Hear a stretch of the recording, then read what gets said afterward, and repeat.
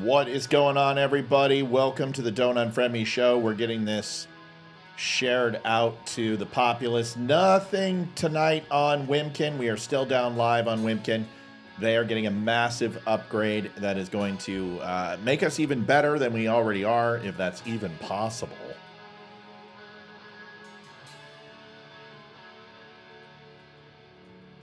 If you have not joined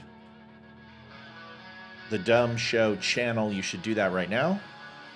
Go over to Facebook and simply Olivia's going to put up the link right now so you can get updates. It's a new feature where you can get an update every time we go live, and you will get a massive notification on Facebook that'll tell you, hey, we're going live. If you're on Twitter and other places, it's simple. If it's 7 p.m. and it's Eastern Standard, if it is 6 Central, if it is 5 Mountain, if it is 4 Pacific, we're ready to rock and roll. Tonight, some disturbing news that tonight isn't from Nick Fuentes, it's about Nick Fuentes. And you know, you guys know I've went after Nick a few times. But this is some weird shit. Olivia and I talked about it before the show, especially with the kids, and it's not good. It's not good at all. Talk a little bit about the continuing resolution for the budget. Talk about President Elon Musk a little bit. President Elon Musk. As they say. And we'll bring it all to you in 3 minutes. Be right back.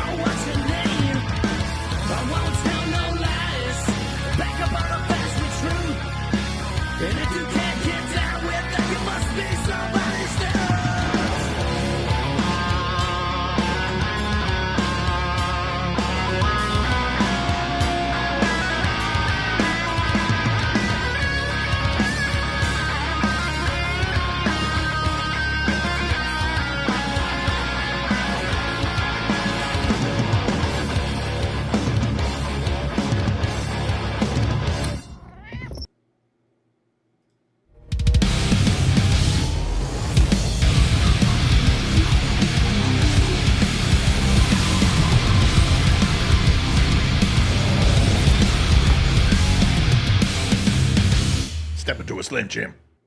You said Slim Jim. I hear most often that I always try to help people connect the dots is what is past is prologue. And although Shakespeare, not my favorite, it's an interesting thing when you look at 1980 and the crack epidemic and what the United States government was involved in with the Contras. No kidding.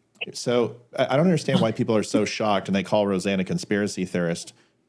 Because there's evidence in the past of the government getting involved in this, and there's plenty of books on this, and you can read this. Hey, here's what I think. I love your show, by the way, Matt Spear, and Thank you, just discovered you about a week ago, ma'am. Oh my God, this guy's a genius. The facts he can spew. God, I love you. You can spew fact, and that's the sign of a genius. Thank you, ma'am. So I appreciate you asking me that. So you just made my life. I do remember back when they were bringing the crack cocaine into the black neighborhoods, and that proved that the CIA was doing it because they were grooming that population, and they've been adjusting transmitter output. This is the Don't Unfriend Me show with your hosts, Matt, Leroy, Amy, and Olivia. Geopolitics, military analysis, and election coverage. Coming to you live on all major social media channels at The DUM Show. Honest, direct, unfiltered. We can agree, we can disagree. Just don't unfriend me. What's going on, Liv?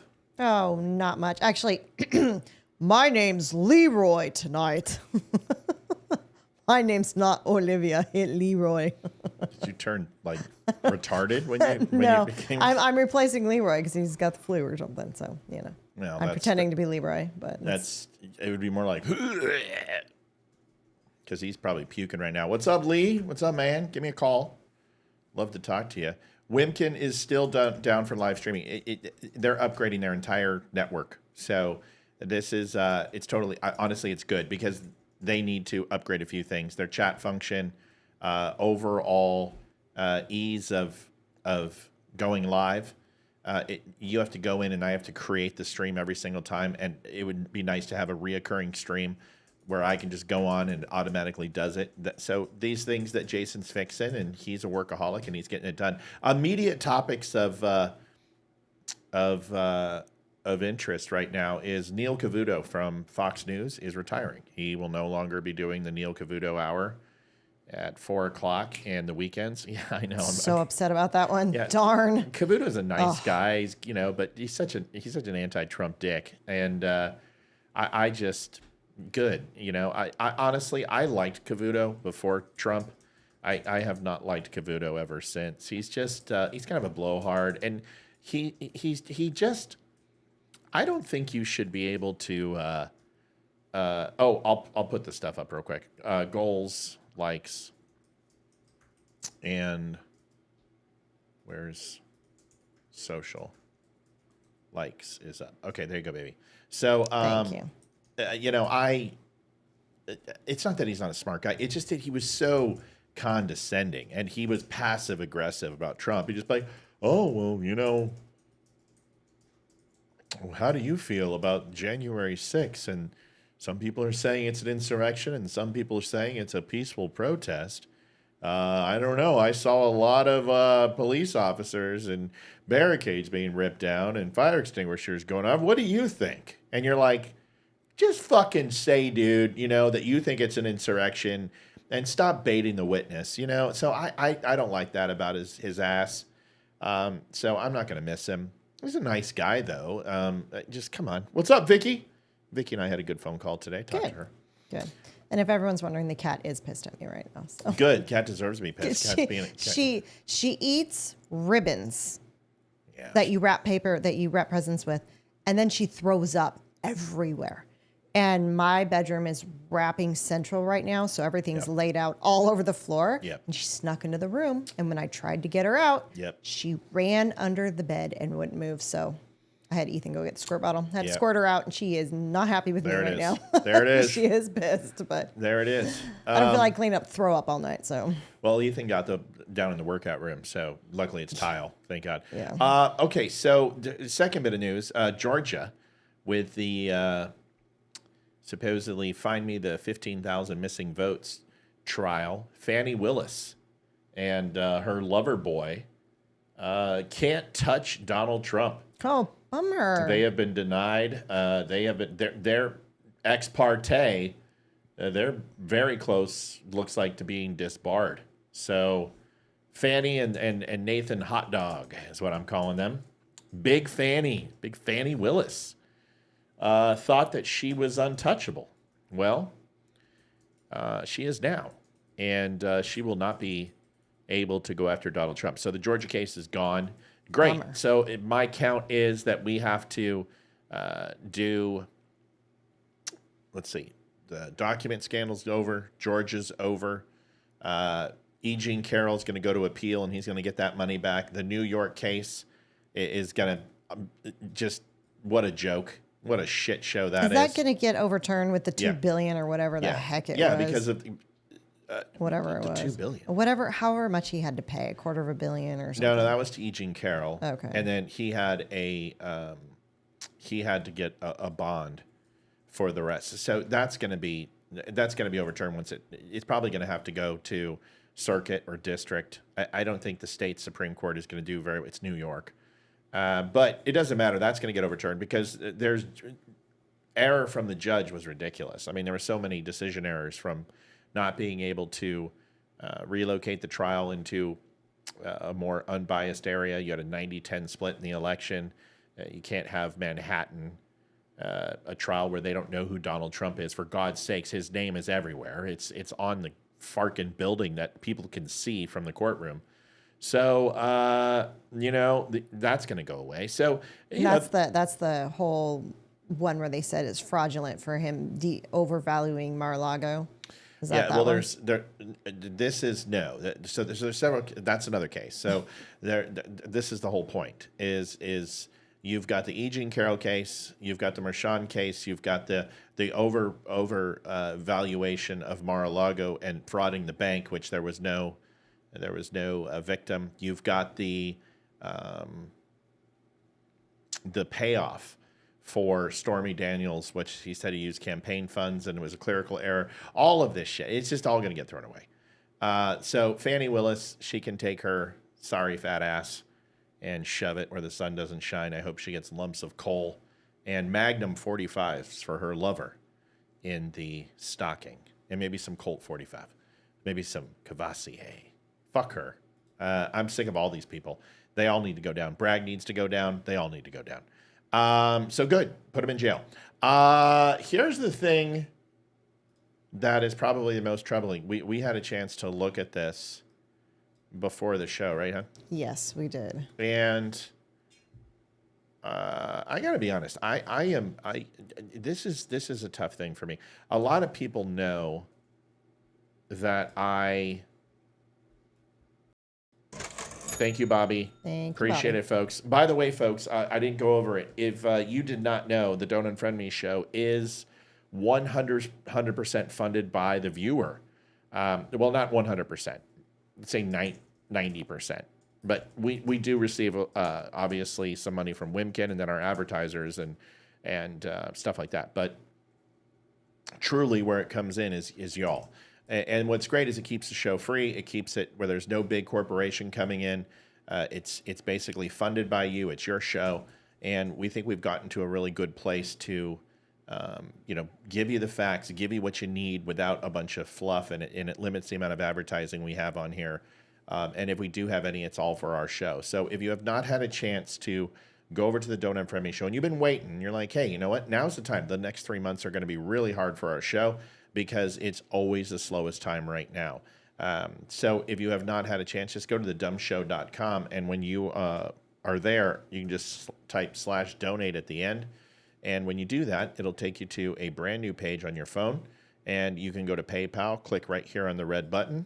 You can go to Venmo, select how much you want to help the show out, and simply go ahead and submit that. All secure, 512 megabit encryption. If you use online purchases for Amazon or tickets, or it's the same type of security.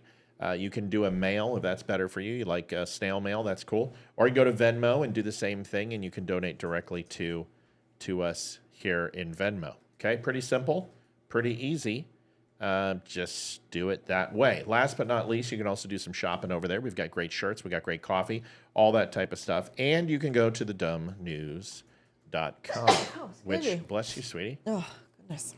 The DUMnews.com is a plethora of information. We do articles one article every couple days, but you can go there, read full service articles, no ads, 100% free. It's our way of saying thank you. And we go ahead and kind of put a little mini show right there for you to go ahead and take a look at. And like I said, last but not least, if you're looking to get a shirt or something like that, the great thing is that you can go to our website, and we've got a ton of beautiful shirts just for you. All right. Yes, Trump Vance. Wow, that looks full. You must be. Oh, you're wearing a shirt underneath.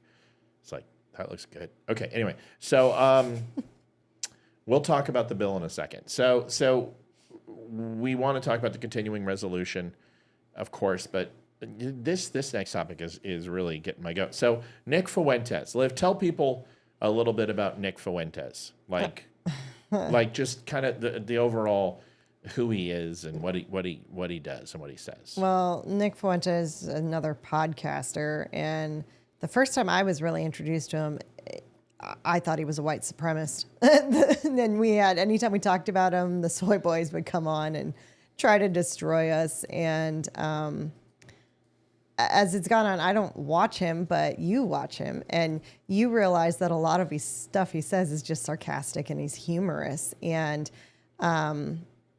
so, yeah, he may not like the Jewish people, but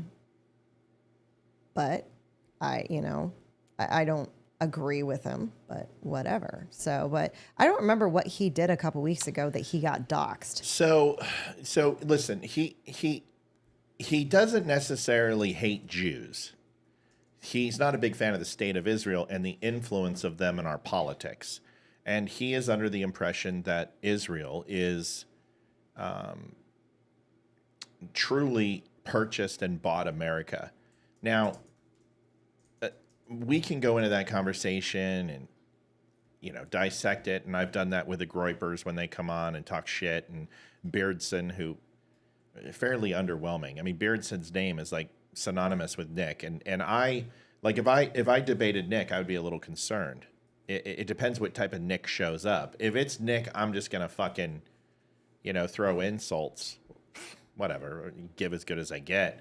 But if it's Nick who is going to make valid points with logic and fairly accurate facts, well, Nick's a hell of a debater. And he's not a stupid person. He's very intelligent. And I think he's a little misguided. He needs a woman's touch. Like, that's most assuredly what he needs. He's got too much brain and not enough softness. Maybe not even softness. I don't want him to be soft. I want him to be. I want him to be. I want him to think before he speaks. That would be nice. So it doesn't matter. I've become fond of when Nick does it right. I don't like when Nick is just trying to phone it in. Like, even when he made a comment like, ladies, you lost the election. It's your body, my choice. I thought it was hilarious. It's funny. There's nothing wrong with that. I think it's hilarious. So when he's joking, when he, says, Hitler, oh gosh, between who would I listen to, Hitler or my wife? Oh God, I think you're going to make me say it. You're going to make me say it. I'm never going to listen to my wife. You're going to make me do it. He's kidding. He's not being honest, but he's still a dick. And that's, and Vicky and I talked about that today on the phone. I said, there's a difference between an a-hole and an effing a-hole. There are most assuredly differences between those two people. I'm an a-hole, but I'm not an effing a-hole. There's a difference. So this war between Nick that he doesn't know exists and me has been settled through his Groypers. And in fact, the fact that we got Beardson on, who is like second in command to the Groyper army or whatever, they all idolize him. And he came on my show, and I felt he didn't do very well. Like in the end, he kind of agreed with us more than he disagreed with us. And he was an okay guy. Definitely led me to kind of learn a little bit more about these guys. And in the end, they're a bunch of... I don't respect his Groyper douchebag army. I don't. They made sexual comments about my daughter. They said they're going to rape people and kill people. Fuck them. It's like, well, don't let one of us. There's controlled opposition. You know what? Give me a break. If you got a guy who has the little Groyper green logo and he's out there talking smack and you're not managing what he's saying and disavowing from your group, then you're condoning it. You guys came in here and dropped the N-bomb on my channel. You said kike on my channel. You said the N-word. You started talking about Jews. You called my wife names. You guys are not good guys. But that's the problem I have with Nick, is that sometimes he he plays these games and pretends to be something that I don't believe he truly is deep down, just to appease his little army that he's created. So do I like him? There are times when I appreciate him. Would I ever consider him a friend? No. Would I ever hang out with him? No. Would I go on his show? No. Would I allow him to come on this show? Yes. 100, but it would have to be a very exclusive show, only for Rumble, only for Wimkin and Twitter. Because if I put him on YouTube or Facebook, I'll be immediately canceled. Like, I just can't do it. And, you know, his little guys will laugh at that, but I don't give a shit. You didn't build this, I did, so blow me. But I don't condone people listening to him unless you want to uncover the funnier side, which sometimes is unique. But in the end, he says some very controversial shit that I just don't agree with. And it's his right? It's his right to say those things. He has every right to say whatever the hell he wants. If he wants to insult Jews, fine. He'll have to reap the whirlwind and all that comes with it. And in this case, something did. So I'm going to show... Mike, you know, you don't have to show up Friday. It's fine. You know, usually what you should do is, before becoming a shit talker, is probably show up on the show and secure your seat before just asking for it. Case of beer, dude. Case of beer. Not that imported shit. First time you smack off, case of fucking beer, and not that imported shit. So case of fucking beer, Mike. Case of beer. Yeah, I'll do that to you all day long. I got no fucking problem. You don't know what it means, but case of beer, Mike. This is a video, and I want you to take a look at it, and we're going to talk about this. This is important, man, because this is my world, and scary. No, I don't say things just to get viewers. I'm not defending Nick Fuentes and the way he works. I think I've been very clear, and I've went after him. But I don't think that he is inherently evil. Right? But let's listen to this. Otto? How are you, Otto? Damn. Unbelievable. I was wondering when my Houston people... we're going to see this, man. That's fucking awesome. Oh, from Comcast. Yeah, from Comcast. Nice. Yeah, dude. Is he on Facebook? Yeah, I think so. I can't believe you found it. How did you find it, Otto? How long have you known about it, dude? What's up, man? Good to see you. How's Sansere? How's everybody in Houston? Yeah, it's good, dude. The show's been 4 years. After I left Comcast, and I went to Flags of Valor, and then from there, Valor Homes as a VP out here, and then this was going well, and I just said, "Fuck it, I'm going to keep doing this." Yeah, man. So cool. Good to see you. I hope you're doing well, man. That's outstanding. Victor Castillo told him about it, which means more people are watching. I didn't know Victor watched the show. Mm-hmm. Yeah, that's great. Well, cool, dude. I'm glad you're here, man. Enjoy the show. So, so here's the deal. If we take a look at this and watch this, this is Nick Fuentes' house, and not necessarily something I encourage, but this is important to watch. So this is what took place. Here it is. Stop typing for a second, babe.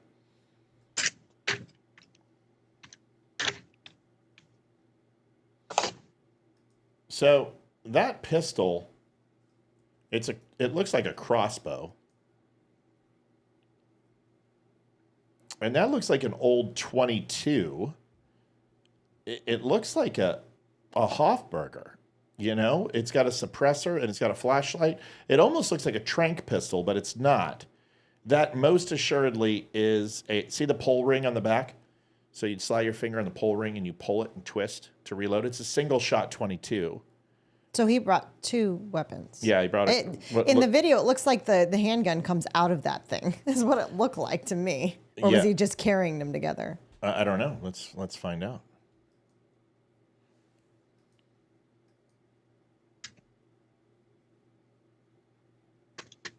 No, he had it. He had it laying across the broadside of it. So the weapon, this is the first time watching this closely, is a,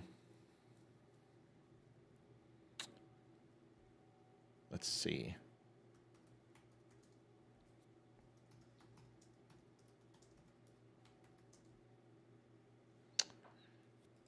I want to see if I can find it. And not that it's super important, but you guys like to get your information here. I talked about it the other night when they were talking about the CEO shooter. And I'll have to look it up. But I think it's like a B and K. Like it's like, or it's Bothberg. I don't know. It is a single shot, and you pull ring, twist, and then push back in. And we'll have to see what happens. But take a watch on this.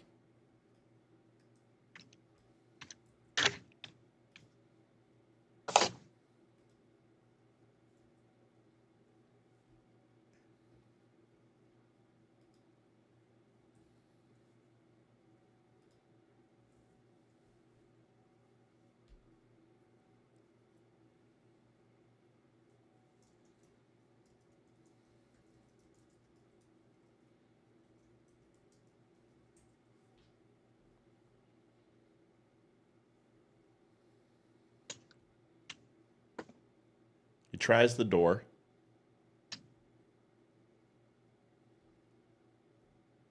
He's going to just break in if what he wanted to do. And he's saying, yo, Nick, yo, Nick. He's too small. He can't kick in that door.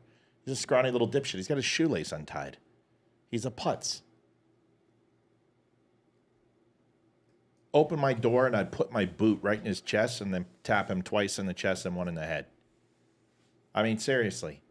Somebody shows up with a weapon on your doorstep. Yeah, the whole bullshit about drag him inside and stuff. That person tries that door. I'm putting rounds to that door. Now, you might think, okay, that's no big deal, right? So what happened is Nick said on camera, he said, you know, women, you lost the election. Your body, my choice. And it pissed a lot of people off. And he was doxxed for this. And several people went ahead and posted Nick's personal address. Now, if you know what happened, a lady showed up with her husband and was banging on his door, and he came out and maced her in the face and then took her phone.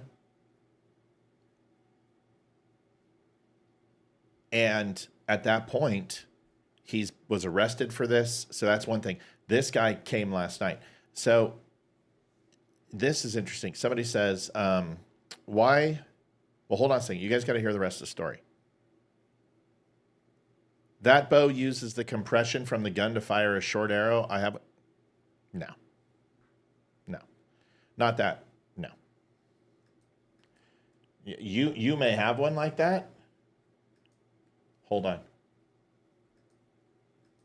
But that was not taking apart from that bow.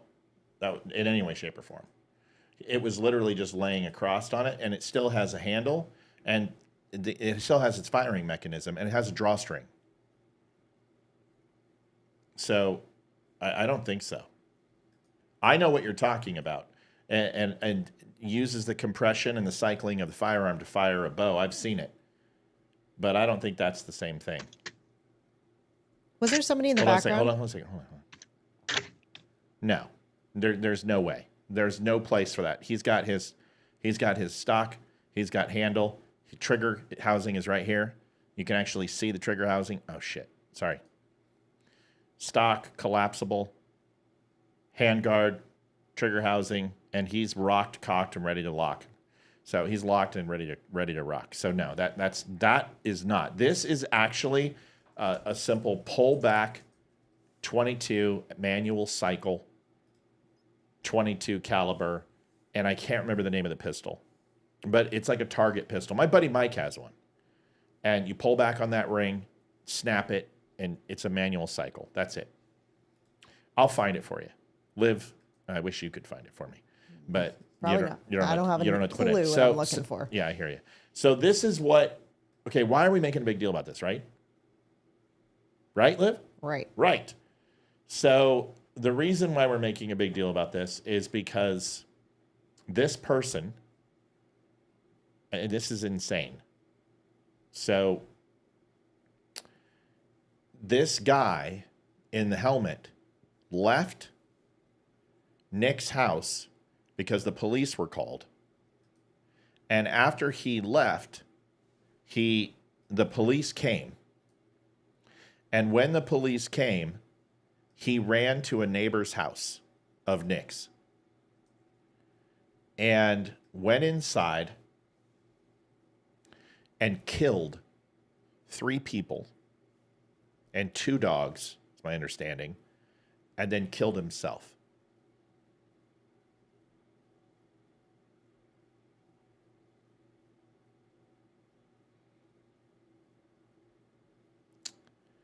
Imagine if Nick didn't have a Ring doorbell. Imagine if he just would have answered the door, which I don't think he would have. At this point, no. No, because I think he's got it to understand what seriousness is.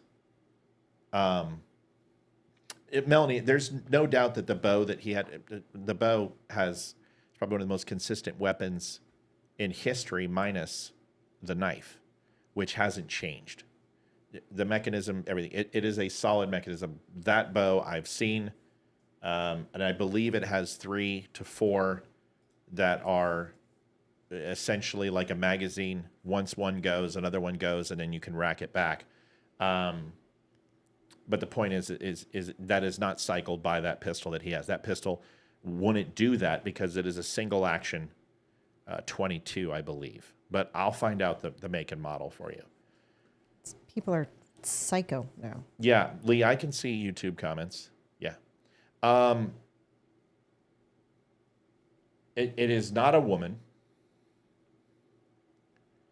It is a man or boy or whatever he is.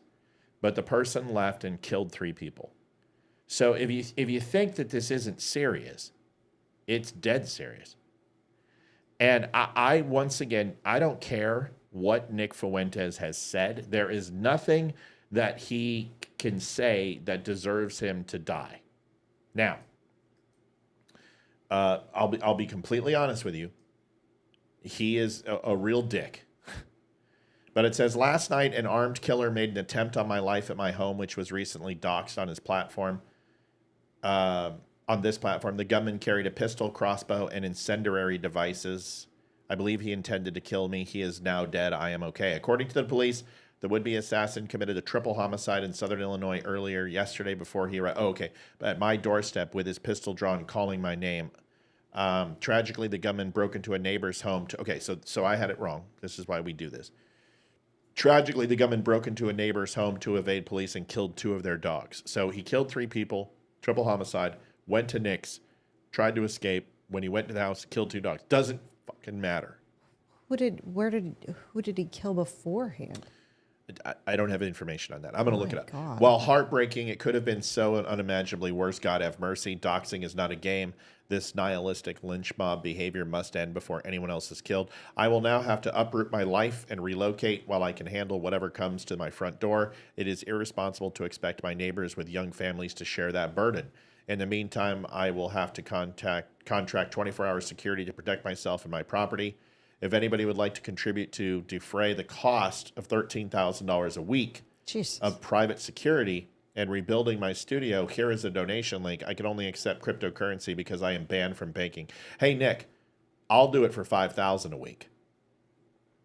And I will go ahead and I'll run private security for you. And I'll bring 2 or 3 guys and we'll fucking rock. We'll do it for $5,000. And I've got 2 people in mind who would absolutely do it for $5,000, $20,000 a week. Yes, or a month. I would be happy to run your private security group. Would love to. So if you're interested, let us know. I just look at it this way: is the guy's got to sell his house. The guy's got to get private security. I mean, this is the way it works. And it's because he says things that people don't like. Now, there are people who say things that who hate me because of what I say. And we've had my daughter threatened, you threatened. We've had people come to our house and send photographs of our house. And this is what it's like. So we had talked to the kids right before the show and said, you guys need to double down. You guys need to make sure you protect yourselves. And you need to make sure that you protect the family. You lock the door. Now I'm going to walk my kids to the damn bus stop. Liv, what are your thoughts on this? It's very scary that people are this crazy and willing to go this far because they don't like something that somebody said. And we live in America, and you may not agree with it, but we have our First Amendment rights where we can say that. And I'm going to go a step further, and I blame the media. And I blame the leftist media because they have stoked this fire. They have stoked the violence and the calling for violence. And anyone who disagrees with you, get violent with them, get in their face, tell them they're wrong. Right. It's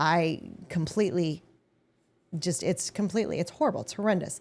And it's freaking Maxine Waters, and it's the other super leftist politicians that have been very open and public about how they feel about conservatives and people who don't think like them.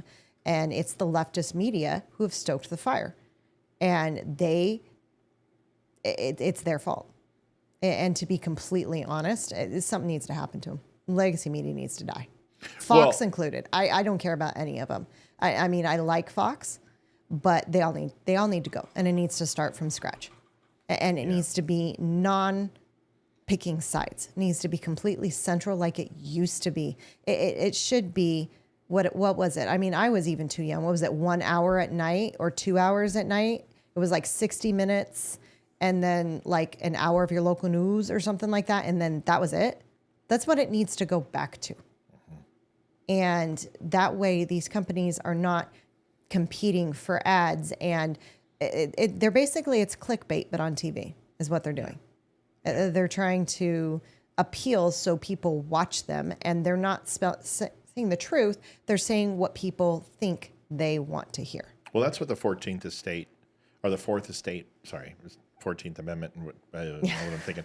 But the 4th estate is designed for was to essentially ensure that the checks and balances of the government, which you would have the House, you would have the Senate, and you would have the executive branch, would be held into account by the media, the 4th estate. And, I think money and media, money corrupts everything, It even corrupts people who do this for a living like us. And once people get money, they change and they get different. Now, I'm kind of excited that I think we're the same as we've been. I think I've mellowed a lot. I don't cuss nearly as much as I used to and get angry and start going after the trolls. I just don't do it. But that's good growth. That's good change. Well, according to you, there's people who don't watch the show anymore because I don't do it. But, it's when you get money that you sell out and you're paid for an opinion. Like, there are times where, like, it would have been really profitable for me just to hate on, the vaccines for no reason and some reason. There would have been profit in it for me to hate everything about Ukraine. I talked a lot of serious heavyweight facts on Ukraine, and I've disparaged public education and our government, and there are times I defend them. Tonight, I'm going to talk about Dan Crenshaw and hit Dan pretty hard. So I think when your audience sees that you've been bought, it's an obligation for them no longer to listen to you. I'm sorry. Like, the Daily Wire, I haven't listened to Ben Shapiro in 6 months. And I haven't listened to Candace Owens. And the only reason I listen to Candace right now is just to find out what crazy shit she's spewing. So, I don't like the fact that with the Daily Wire, that when you click into them, you have to pay to read their shit. Yeah. I think it's absolutely ridiculous. If you're going to post something on Facebook, you should make whatever article you're posting free so people can read it. That just pisses me off and turns me off. Yeah. Well, that's why we asked for donations, because we demonetized our news, and our prices on clothing is actually once you buy a shirt from us, nobody returns it. It's just our quality of our stuff is good. It's great, and we do donations. Tonight's a little slow. Usually we're moving forward. I'm not sure. We've got a lot of people on. Holy crap, we got 150 people on. I'm really surprised at the number. But anyway, if you haven't had a chance, go to thedumshow.com/donate. You can help the show. Anyway, so here's the details. I've got it all wrong. So this is where I backpedal, and I'm going to restart. I got the situation right, but the before and the after, a little foggy. Okay. He didn't commit suicide. This is what happened. Far-right influencer Nick Fuentes said he believes his Berwyn home was among those targeted by a man suspected in a tripled homicide who was fatally shot by police. So the police shot him late Wednesday night following a home invasion on Fuentes' block. The situation first started around 9:40 p.m. Wednesday in downstate Illinois, just over 2 hours south of Berwyn, where police said a triple homicide had taken place. According to the Illinois State Police, these people were killed in the 1100 block of Riverside Drive in Mahomet, located just outside of Champaign. All three were shot, with one pronounced dead at the scene and two others dying at area hospitals. The man suspected in those killings was then spotted roughly 2 hours later, as authorities said. Berwyn police responded to the 1800 block of Holm Avenue for reports of a man armed with a gun. Berwyn is located just over 144 miles from Mahomet. Upon arrival, police said the man fled on foot and successfully escaped the two responding police officers before forcing his way into a home on a nearby street where he fatally shot two dogs. Officials said the man then fled into a yard once again on Holm Avenue. Police said the man, identified as 24-year-old John Lyons, was shot and killed by police after he fired several rounds toward responding officers. This shit's scary. Yes. You remember my first stalker. Oh, yeah. And it got so bad, I had to send a couple of friends to Houston to sit down and have a conversation with this guy. A couple guys that worked on underwater welding in some of the harbors in Houston, if you know what I mean. And had to sit down and have a conversation with this guy. And I think there's something very important about allowing people to have speech and disagree with them. But the problem is there's people out there who have no care in the world about speech. They don't care about dispositions or politics. They are absolutely crazy. And they have the means and they have the capability to inflict harm on others because their own life has no levity. Like that chick that, 1,500 comments in 24 hours and then drove by our house and took pictures of it. Yeah, and said she was going to sue me, and I'm like, go for it. Bring it whenever you think you're man enough. I wonder if she actually lives in this area or if she drove. She did. She was from Fairfax. I found out who she was. Oh, I found out. It's not our crazy psycho lady from the diner, is it? No, she came later. Oh, yeah. But listen, I get death threats all the time. I get emails. I've had people call. We've had, what's funny is that some people were very offended by us who were Latter-day Saints who sent us books on Mormonism and, flyers on the, whatever it's called, Mormon Bible. The Book of Mormon, I think. Book of Mormons, right. So, that's not a bad thing. That doesn't bother me at all. That's kind of a funny joke. But when you start saying you're going to, rape my wife and kill my daughter in front of me, you know what? You're going too far. And if you show up to my house, it's not going to end up well for you. That's not going to be a good thing. And there's a reason why I have the security system that we have. And it's a good one. It's state of the art. And you can't step a foot on my property without me knowing. I don't care how much you creep. You could be the most stealthy son of a bitch on the planet. I'm going to know if you're within 100 yards of my property, I'm going to know where you are. And, you know, and my house isn't designed to be Fort Knox. The point is there are several different technologically difficult obstacles that you're going to have to navigate that are going to make it very hard for you to be in my house without being ultimately distracted. I'm not going to go into more detail than that. But what I'm saying is that if you're going to walk into a house of a person who knows how to use a firearm to the capabilities that I do and understands CQC and CQB as well as I do, and you're going to come into my home, you're not going to leave. I'm just, and you can bring 5 of you. I don't care. You come into my house, you're not leaving. And that's just the way. And then if you get through me, you got to get through my wife. And if you get through my wife, then you got to get through my kids because they're going to fight too. And then Yenny will scratch the shit out of you. You need to leave people alone. It's just, we need mental hospitals back in the United States. We need to get people the help that they desperately need. But there are people who are not able to be a part of society. And where do we draw the line? Either you commit a heinous crime and you're put into prison, or you don't, and we risk you doing it. There is a middle ground. And that is, if somebody has a mental condition which isn't conducive to civilized society, then that person needs the help to get there, or they need to be put in a 24/7 care permanently. That's just the way it works. Do you know who the people are that he killed earlier before he went to Nick's house, what that person does, if this was just a random thing on the way to Nick's house? Because it seems like Nick was targeted. Nick was targeted. This guy probably is a liberal.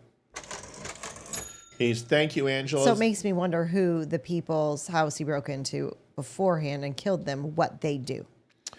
Once again, this will all come out, and I'm sure the good thing is that there will be plenty of information on this by Nick. But you know, here's my message to Nick.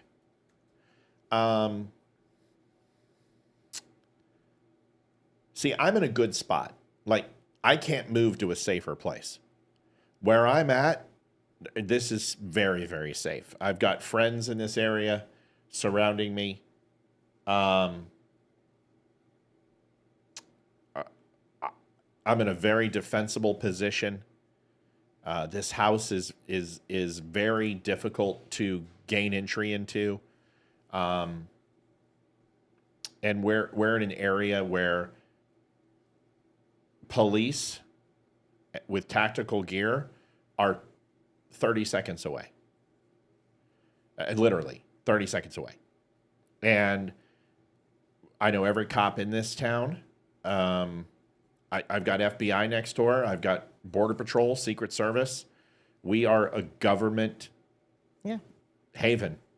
And we're a suburb of DC. You come into this neighborhood and you start asking for Matt Spare. Everybody knows who I am. Every single person in town knows where we live. And the 5 seconds after you make that inquiry, I'm going to get a phone call. So this isn't about, whatever. What I would say to Nick is you need to minimize your footprint. You need to take precautions as if you had a family. And private security isn't the answer. You need to become the threat. And kid, you are as smart as you are is as physically feckless and weak as you are. And the reason why people want to prey on you is because you can't defend yourself. You've got a big mouth and you can't back it up. I've got a big mouth and I'll back it the fuck up. So to Nick, start pushing some weight, start taking some self-defense classes, start getting in some BJJ, get your concealed carry, go to a place which is predominantly conservative, and make yourself inaccessible. But you might also, just maybe, want to dial down the rhetoric a little bit. There's nothing wrong with freedom of speech, but you are responsible for the words you say. So the whole point is you shouldn't need security. You should be your own security. That's it. That's it. Wanted to cover that. Any other thoughts on that, Livy? Nope. All right, let's get into the continuing resolution. Bill, ready for this. The DUM store is veteran-owned with a 5-star diamond rating for service and satisfaction. We offer quality products like coffee, shirts, hoodies, and hats, all made by veterans. Shop with confidence, backed by hundreds of 5-star reviews. Use code DUM10 to save 10%. Visit thedumshow.com today. Thank you for your support. So the motion to the CR. Does that seem dark to you, the video, Liv? It seems a little dark. Why is that doing that, I wonder? Let me find out what's going on here.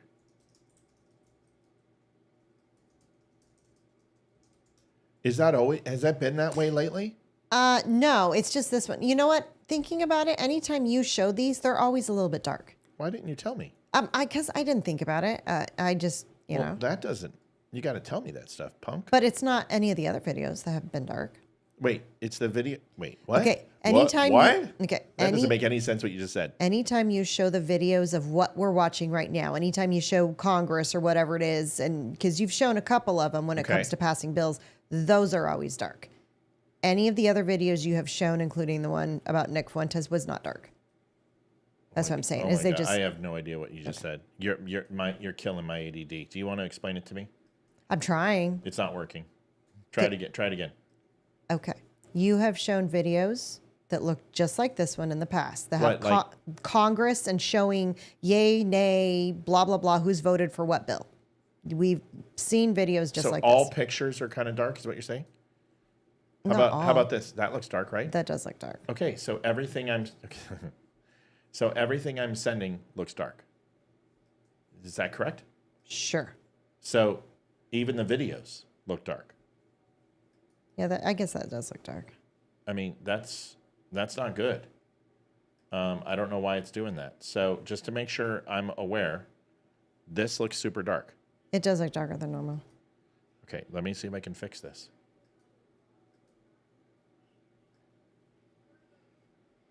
Because we got to get that fixed. That didn't help? Weird. Maybe it's the website. Maybe you got to do something with the website. No, because I just opened a separate image. And that's dark. Right? Yeah. Okay, so we got to figure out what's going on. Bring to front. Sorry, folks. A little technical difficulty, but this is what you get with live TV. Okay, what if I just do this? That's dark, right? Mm-hmm. What the shite? It's never happened before. Mm-hmm. I've never... Okay, my secondary display looks good. It's my primary. And tertiary display looks fine. It's my primary that's causing the problem. Weird. So I am going to... There it is. I know what it is. What is it? I have an app which dims my windows, and that app is interfering with my overall presentation. Got it. And now, hey y'all, if you ever see anything that happens like that in the past or in the future, let me know and I'll fix it. Right? You're like, damn man, that's dark. I can't see shit. Can you? Let me know. I can't see shit. Can you? Right. I'll fix it for you. There it is. Is that better, everybody? Mucho bien. I know. Thank you so much. De nada.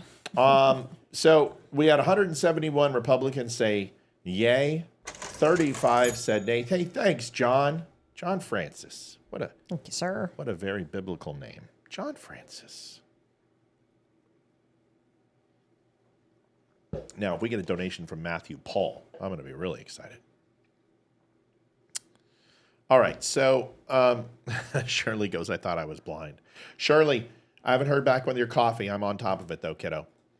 All right. So 171 to 35. This will not happen again. I will make sure it's not dim like that again, folks. I'm so sorry. I just recognized it. So once again, if you see anything, sound doesn't sound perfect or video doesn't sound... Jeez Louise, I'm sucking. If video isn't perfect and sound isn't great, let me know. 196 Dem said no, 2 said yes. This isn't surprising with the Freedom Caucus. We expected this, that they were going to shut down this continuing resolution. And here is Chip Roy, who's very pissed. Now, Donald Trump just threw Chip Roy under the serious bus. I think Democrats or Republicans are not getting the message at all that we're not screwing around. The establishment Republicans better pull their heads out of their asses. And Mike Johnson better be careful because we're not screwing around here. The Freedom Caucus was a lot of them. And then the usual suspects. Let's listen to Chip Roy. This is a blistering recount of what's happened. Liv, take notes. Got it. Fact of the matter is, $330 billion. Congratulations, you've added to the debt since you were given the majority again on November 5th. It's embarrassing. It's shameful. Yes, I think this bill is better than it was yesterday on certain respects, but to take this bill yesterday and congratulate yourself because it's shorter in pages, but increases the debt by $5 trillion is asinine. And that's precisely what Republicans are doing. I am absolutely sickened by a party that campaigns on fiscal responsibility and has the temerity to go forward to the American people and say, you think this is fiscally responsible. It is absolutely ridiculous. Fact of the matter is, $330 billion. Congratulations, you've added to the... So... Pretty blistering, I would say. Not necessarily the softest Chip Roy video I've ever seen. People want to know who the 35 were. Nice to see we've got about 65 on Twitter. It's not bad. Doing pretty good tonight. We've got 152. Thank you, Suzanne. First time donator. Suzanne Smith's a first time donator. How do you know these things? Do people just tell you? Because our stuff, I can type in a name and it'll show me anyone who's got that name that's donated. Oh, that's so cool. When it doesn't pull up the full name, then I know that we've never. Look at you, just being donated. So damn just awesome. I'm smart every once in a while. Well, okay, let's not blow it out. I said every once in a while I'm okay. smart. All right, fair but enough. All right, so here are the 38 folks. The first one I'm going to look at is Crane. I told you the Freedom Caucus. I already told you guys the Freedom Caucus is going to go with Roy. So you immediately know that the Freedom Caucus is going to say no. Here are the people: Bean from Florida, Biggs, Brecken, Burchett, Burleson, Kat Kamek, Cloud, Clyde, Crane, Curtis, Duncan, Fulcher, Good, Gossar, Harris, Hunt, Lamborn, Lesko, Lopez, Luttrell, Mace, Massey, McCormick, Mills, Mooney, Moore, Moran, Norman, Oglis, Perry, Posey, Rosendale, Roy, Schweikert, Self, Sparts, Tiffany, and Van Doon. So that's it. Those are your next contestant on The Price is Right, and you got to ask yourself the question why. Now, there are some different reasons. There's some cancer research that was in there, but there was a lot of fluff in that pork barrel. There was a lot of pork in the first one, and they got it down. And I'm having a hard time understanding because there was a pay raise that was in the first, and the Democrats have no problem with the bill, supposedly, except for the pay raise. Now, I've got some things to say because, with all due respect, and pardon my French, but you fucking people don't deserve a pay raise. how could any person in Washington demand a cost of living increase, a COLA adjustment? You don't deserve it. And you know what they're saying? They're like, well, we have to own a house in Washington, D.C. and a house where we live. Tough shit. Maybe you could use some of the millions of dollars you're fucking making off of insider trading. Maybe you could go ahead and, pick one house. But your job wasn't to live here permanently. Your job was to come in and pass the pieces of legislation that your town, municipality, city needed. What was important, whether that be, Liv, can you stop just... I gotta clip my nails, sorry. Just slamming the keys. Well, it is so loud. I'm not meaning to. You are, because you just... Well, it's because I type like Just normal type, people do. Just type soft. Just be gentle. Like cupping my bowls. Just soft. Well, that's not soft and gentle, It's, Okay, moving on. So my point is that your job was to go into Washington and leave after a season. And this career politician, woe is me, but cry me a river. If you can't make $235,000 and make it work when you also have a $75,000 T&E and expense budget annually, well, then it's time for you to find a new job. I'm sorry this is so tough, but you don't deserve a pay raise. So Dan Crenshaw, now I'm going to admit it. Everyone here knows that I always back up the team guys, and I always do. And until they don't deserve it. And I've met Dan Crenshaw 3 times in my life. I met him in Austin at a congressional kind of, I guess, a PAC, but with the Comcast Political Action Committee. Went down and lobbied about net neutrality. And I got to meet him. And I got to meet him at an event for Comcast that we had that was supporting the mayor. Got to meet him there. And then there was a military appreciation event that I can't quite recall that we did, and I got to meet him again. And I will say that we put a lot of hopes on him. And a lot of people thought that Dan Crenshaw was kind of the great white hope for the Republican Party, that he was going to be this new movement, constitutionalist, military-minded. And then he said some things. Yeah, 170, and then they get a $75,000 expense. It's like $235, $245 is what it comes to, is what they make. They make a lot of money. And they fundraise 1 year after they get in. They have to fundraise again. So... But he didn't screw Eddie Gallagher. That's not true, Tina. That's not true. I've already proved that. Dan Crenshaw wrote a letter and signed it with 32 other congressmen. He didn't screw. That's not true. Eddie Gallagher, you know what? I'm gonna stick to my adage. I'm not gonna get involved in SEAL team business. I'm not gonna do it. I'm not gonna comment on team guys. I'm gonna talk about their politics. But Eddie Gallagher has a very long story. And if you go and actually find out what happened after the case, it's interesting. But he didn't screw over Eddie Gallagher. He received a full letter. Thank you, John. And requesting. You know what? I'll just pull it up. Fuck it.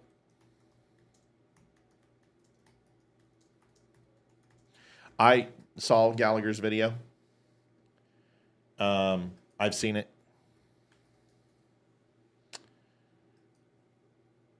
So here is just so we're on, and I can even get you the piece of legislation. Texas Representative Dan Crenshaw fighting for fellow Navy SEAL being held on war crime charges. This was on March 21st, 2019, 793 Eastern. Talks about Dan Crenshaw, 17 originally, and then it wound up being like 32, 37 people, something like that, signed this letter. It says, we've received reports that Chief Gallagher's access to counsel and access to food and medical care may have been restricted. As a result, we respectfully request that you review the Navy policy governing pretrial confinement for Chief Gallagher. And this was signed by Thornberry, Banks, Armstrong, Jordan, Cook, Gossar, Mast, Hill, Heiss, Olson. Reschenthaler, Taylor, Stubbe, Scott, and then also Crenshaw. Crenshaw framed the letter. Tommy, I don't talk about team guys on my site. This right now is a faux pas for me. I don't comment on this stuff, but I also won't. I just got to be straight, because I know what Chief Gallagher said, and I wasn't there, so I'm not going to comment on Chief Gallagher. The man served his country. The man was overseas. He was deployed. He saw shit that no one can even conceptualize, and he is a war fighter, and he's a pipe hitter, and I got nothing to say negative about Chief Gallagher. There's no but after that. And I've got nothing to say negative about Dan Crenshaw in regards to his service and what he's done, but I will question his politics. And if Chief Gallagher gets into politics, I'll hit him on that. But there is a but here is, at the end of the trial and when everything was done and double jeopardy was no longer an issue, Chief Gallagher admit that he killed him by his own words. So if you've seen the Netflix special, which I know you have, and you've heard the story, I have no love lost for a terrorist. And war is hell.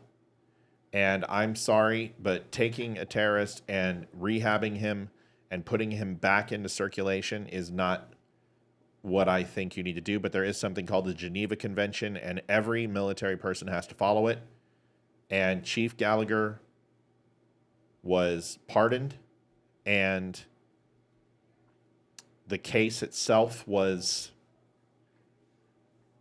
the trial was very interesting.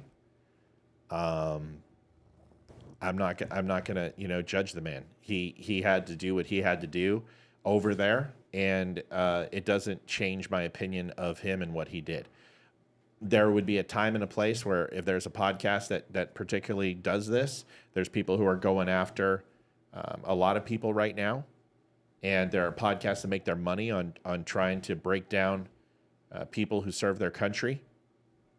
And if I was invited to one of those, I'd be happy to talk about it based on the knowledge that I have. But what I'm not going to do is break somebody down because of it.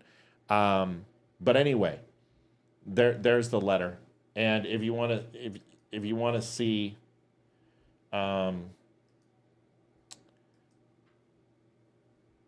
this actually shows the formal letter here, and you can read it if you want to. And it's right here, March 18, 2019. He wrote a formal letter requesting food, water, legal counsel. It's signed by Dan Crenshaw. He wrote the letter. So I think if I'm to make a guess, and this is speculation completely, is that Chief Gallagher has a bone to pick with Crenshaw, doesn't like his red flag. What's wrong? Grabbing the cat. Doesn't like his red flag comments that Crenshaw made, doesn't like some of his choices. Maybe there's some team conflict there. Maybe they were at a reunion, bumped heads. I don't know, and I don't care. It's none of my business. But I'll just say that there's more to the story than we're saying. Tina, I hope that helps. If you want a copy of any of that, let me know, and I'll send it to you. But I've seen it. Thank you. Thanks, honey. So the CR has not been passed. And I believe they're holding it out for the pay raise. Now, here's Dan Crenshaw and what he has to say. And I'll be honest, I'm very disappointed in Dan. I was disappointed in some of the things that he has said over the last few years. I am not happy with his service politically. I'm even less happy with him when it comes to his overall contributions to protecting the Constitution of the United States. He has maligned with some pretty interesting bills. He has went against the Freedom Caucus. He does not like Matt Gaetz and the Freedom Caucus at all. And that's fine. He doesn't have to like them. But he better listen to them, because ourselves. How about we don't make any? There's a lot of power in that group. Here's Dan Crenshaw. Thank you so much, Debbie. Why not? Don't let us trade stocks. How about we'll just keep whipping ourselves. How about we don't make any money either? How about like just cut our paychecks? We haven't gotten a pay raise since 2008. Even a COLA increase. So yeah, this is a great idea. Let's make Congress a place where only the millionaires can actually afford to do the job. This is a wonderful idea. Woe's me, dude. Eli Crane, when he went into Congress, Olivia, do you know how much he was worth? No. Take a guess. How much do you... Now, he had sold his company. Right, but he is a team guy. Maybe 2.5 mil? Okay, and he had bottle breacher, right? Yeah, I remember that, and he sold his company. So I'm going to say to like 2.5. Okay, so what have I told you? Here's Eli Crane net worth at $1.47 million, and he sold his company. Would you believe that he has profited off of his position in Washington based upon that number? No, I don't think he has. Yeah. Well, here's the cool thing is that we have little tools. And I want you to look at his trade information. What do you, Liv, look at the screen, baby. I can't see it. It's way too little for me. Okay, well, it's real simple, Liv, because you can look and you're not going to see anything because there's nothing there. Nothing to see. Okay. 0 trades. That's Eli. Okay. Not one trade. Live stock portfolio, nothing. Net worth, 1.47 million. Bank accounts, 1.2 million, which a lot of that's from his sale. Debts owed, 200,000. Whole universal, which is probably life insurance, 16,000. Look at his fundraising in 2024, huge. So he obviously did his job because his fundraising was strong. Now let's go take a look at Danny Crenshaw. How does that sound, Liv? Sounds wonderful. Really, really nice to have you engaged and focused, baby. Love you. 1.45 million, but some interesting numbers. Real estate property, 750,000. Delaware. He lives in Delaware and drives in $375,000 house. 140K in some ownership investments. That's with Jocko Willink, I believe, and we'll look into that. Okay. But I want you to look at these trades, and you tell me what you think when you hear them. Once again, some property investments, but he has ownership stake in Jocko Fuel. God, I'm good. Thank you. Little tap on the old Matt hat. Multi-well project working interest. CoinMara. Vanguard. Look up Vanguard FTSE, Liv. Tell me what Vanguard FTSE. I have a feeling it's 401k, but Wynn Resorts, Facebook. He's invested in the Facebook, Meta. Interesting. He has Class A stock. Class A. It's pretty interesting, don't you think? Class A stock. That's what we own in Wimkin, Class A stock. Those are ownership shares. Ownership shares. It's an index measures market performance of large and mid capitalization stocks of companies located around the world. It's a 401k. Yeah. He's involved with Starbucks. Whoa. United States Oil Fund. More Vanguard. Alphabet Inc. Class C. Alphabet Inc. is former Intel official company. Amazon. He's bought into Apple. More Vanguard. Boeing.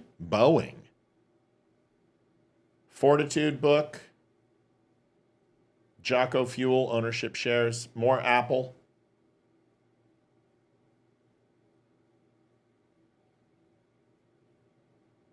So he owns a home in Delaware and Texas? Yeah, and he's bitching. Southwest Airlines, Amazon, Boeing. This guy has a lot of shares. Hertz. I mean, he doesn't seem to be doing too bad. He's been in it about 2 years longer than Eli. But it's interesting. He's got security shares, a lot of Vanguard, a lot of 401k. Guy's making good money. He's doing well. Here's the thing. Why can't we look at somebody's what they were worth before they went into politics? You can. And then how much they're worth now. And then you can tell. But it's not that. He's got his money tied up into stocks. And he's got a lot of stocks. He's done very well in the stock market. Those companies, Amazon, Starbucks, Facebook, Boeing, Apple? You kidding me? He's got Class A stocks in Meta. What did he do for Facebook? What did he do to get Plank owner shares? I'm not very happy. Vanguard and State Street has the highest ownership in 99% of products. Yeah, Vanguard's huge. Do you know if he purchased those or were they gifted to him? If they were gifted, they would be on his FEC filings, and I'd have to check that. I don't really want to get involved in all of that. But the question and the issue that I take place is that I went to bat for Dan Crenshaw. And I'm going to be honest with you, I'm not very happy with him right now. I think he's a far cry from where he was. To sit here and bitch about your pay, well, go earn it, dude. Go balance the fucking budget. How about that? How about we stop the $36 trillion in debt? How about you find a way to cut the fat? But if you're going to sit here and just listen, Donald Trump learned something. 2 weeks after he took office in 2017, he had to go ahead and sign a $1.7 trillion pork barrel bill to get his defense funding passed. He's not going to do that again. He will not allow the Democrats to do that to him again.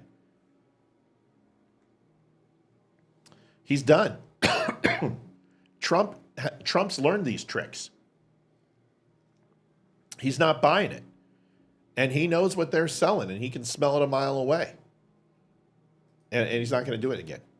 And that's a good thing. Folks, we are $166.81 to our goal. At our goal, 200. Oh, jeez. About 84.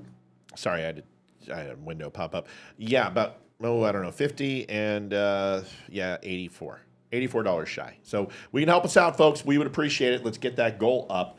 I'm not okay with Crenshaw at this point. He has done enough. He has sided with Democrats way too often with me. His Ukraine support, his attitude during COVID. I'm just not very happy with what he's doing. So I get in line, dude. Shut up. You don't deserve a raise. Get the American people a raise, and then you can actually you can start bitching and complaining and whining and crying. Exactly. Do your job. How about you work on those vets, and you work on the slums, and you work on the homeless, and stop bitching about your $165,000 a year. You know, give that raise to somebody who needs it. Yeah. Hold on a second. So, other than that, I don't know what else to say. I'm not going to talk about his military service, but for him to sit here and complain and bitch about what he makes, dude, you didn't get into politics. You did it as service to our country. You're making a hell of a lot more than you did as a team guy, and a lot less risk. This is the highest paid government job you've ever had. So stop your bitching. Get the fuck out of Congress. You could go. Why don't you go work for Paul Ryan? Why don't you go work for Fox News and Murdoch? Go open a company with not being a merc, but you know, a contracting company. A lot of SEALs do that. I don't think he has the site for it. Oh. Anyway, be right back. Join wimkin.com, the social media platform built for free speech and true connection. This is our chance. No censorship, no algorithms controlling your feed, just genuine conversations and a commitment to protecting your rights. Sign up today at wimkin.com and take back your voice. Tell them Matt and the Dumb Show sent you. I should have said he's nearsighted. That would have been better. Amazon, listen.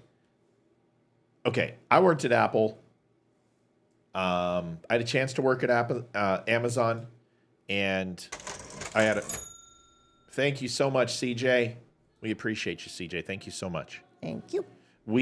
I was very, very close to working for Amazon and Facebook. Had a chance. At the same time, I was applying for Apple. I was getting courted by both companies, and I went to Apple. Good choice, by the way. Much better than Facebook and Amazon at the time. Amazon hadn't turned a profit, which is why I didn't go to there. And Facebook was kind of a wet noodle, and its advertising model was already starting to die. So I went to Apple, and it was very lucrative for Olivia and I. It really financially set us up and put us in a different category in life. And very, very happy with that. But Amazon, I know what you guys make, and you have no reason to bitch. You fucking millennials, you guys make good money. We have an Amazon distribution center, which is right down the road. And we also have a hub right across Virginia state line over in, where did I used to drive down to live? Where the Valor office? Annapolis. No, before that. Ashburn. No, in between those. It was after Reston, and it was, we went down to the baseball game there. It was where we had the second Valor Bowie. office. No, it was before, it wasn't Bowie, it's close to Bowie. Doesn't matter. Yeah, I remember. Okay, but there's an Amazon hub right there. And they've got like 3,000 trucks, and all of our stuff comes from there in Maryland. But they are on strike. And the unions, of course, are doing this right during Christmas because why not, right? It's an opportune time.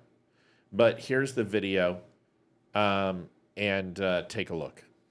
Here's the video first. Enjoy this. Of course, fucking bull ring in the septum. It's like it's a part of the. It's like a part of the deal, man. I don't understand. Here you go. People are excited for this strike. We've been waiting for this day. We've been prepping for this day. This is the day that they get to see how strong we are. This is our chance to truly make history. Teamsters have voted to authorize a strike at 7 Amazon facilities. Those include warehouses in Staten Island and Queens, the Chicago suburb of Skokie, and 4 in Southern California.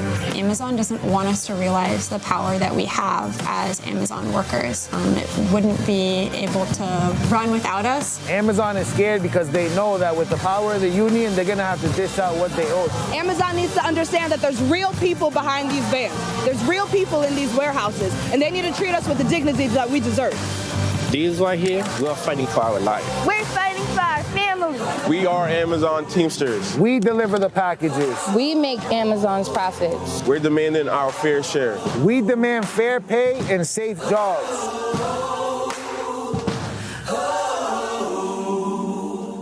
Okay, my first question is, how much do they get paid right now? That's a really, really good question. So I'll give you the breakdown. Construction and skilled trades make about $30 to $60 an hour. Manufacturing and industrial jobs make $25 to $45 an hour.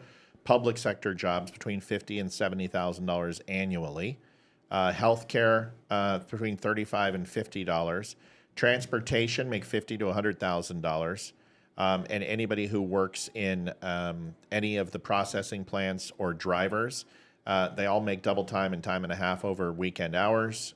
Double time and time and a half on holidays, and range anywhere from $75,000 to $150,000 annually. Okay. I think they fucking make enough money. Yeah. I hate unions. I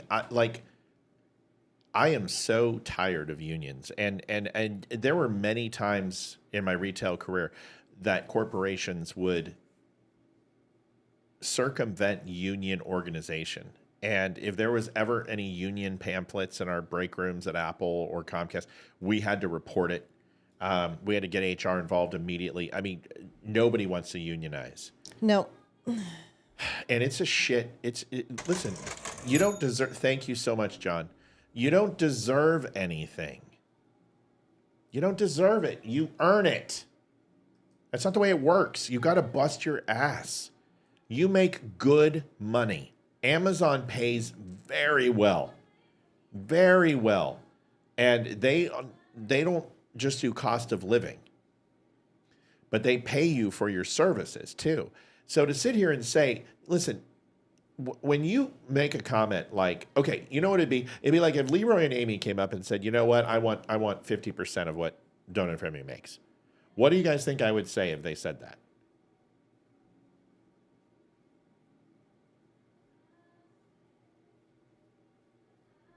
Liv, how about you? What do you think? If Leroy and Amy came up and said, I want 50% of whatever Don't Unfriend Me makes, what do you think I would say to them? You know, I don't know. I'd tell them to go fuck themselves.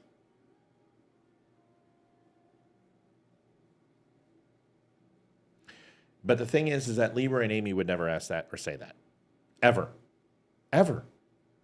Because Leroy and Amy understand that as far as investment into this company and what it's cost, is they haven't done that. And that is what they say more than anything. And whatever I can give them and whatever we try to give, whether it's a Christmas present or stock or a hug or I love you, whatever it is, they never, ever have asked for anything. We've bought them equipment.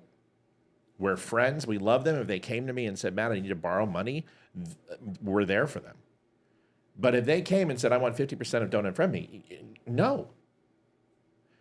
They are co-owners because I love them and they are good friends and they have helped make the show even better than it is. But if anybody thinks that this show is a shared responsibility to... Thank you. If anyone thinks this is a shared responsibility to run this network, it's not. So if Leroy and Amy came to me and we get a contract and somebody comes in and goes, here's a contract for $1.5 million a year, are Leroy and Amy going to get 10% of that? Yes. Are the mods going to get a 1.5% of that? Sure. Absolutely. 120%. And those are just numbers off the top of my head. But it's the amount of work we do, right? And that's the point. Leroy and Amy know that if we syndicate, they're going with me and they are getting a piece of that. They're very well aware of that. And they've each received $10,000 in stock from Wimkin. We try to take care of people, but Leroy and Amy would never, ever do that. And they would never say that, ever. Because they know what work they've put in. For these Amazon workers to sit here and say, okay, this is a multi-billion-dollar company, and we deserve $500,000 each for driving a truck. No, you don't. Because without the infrastructure, without the company, without the shareholders, without the people who buy that stuff, you just work there. You don't own it. You don't take the responsibility, the ebbs and flows. Your responsibility is to just do your job. And you are paid for that job. And the thing that I hate about unions is you signed a contract with your word. When you got your review and your raise, you went ahead and said and signed the bottom of that. That's 1 year until your next review. And you don't get to go ahead and quit during Christmas and strike because you're going to throw a temper tantrum. Caller, what do we want to talk about? Was anyone pissed off about the Leroy and Amy comment? Because I know... Not that I saw, no. They shouldn't be. Go ahead. Who's calling? It's Mel. Hi, Mel. What's up? Hi, Mel. Yeah. Because, well, we have just endured the most bizarre bullshit strike with the Canada Postal Service here in this fucking country that shut down Christmas. So we have now Christmas ornaments as the Grinch that stole Christmas with the Canada Post fucking logo on the Christmas ball. These people don't understand. Unions are done. I'm so tired of unions. Teachers unions, postal unions. I don't care what union.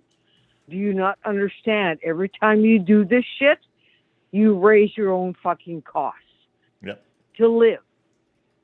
These people, like, I cannot, and for 50 years plus, because I'm really old, I don't understand. You guys go on strike.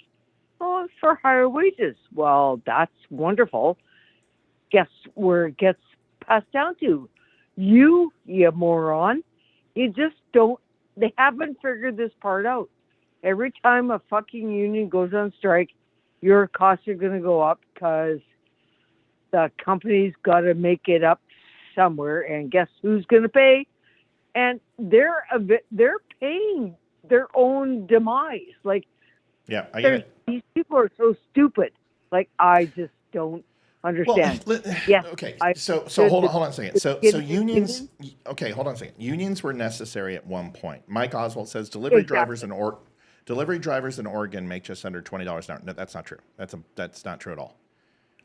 The average makes $22 an hour. They just invested $2.1 billion in September to give 7% pay increases to make the average rate $22 an hour. Liv, do the math for me.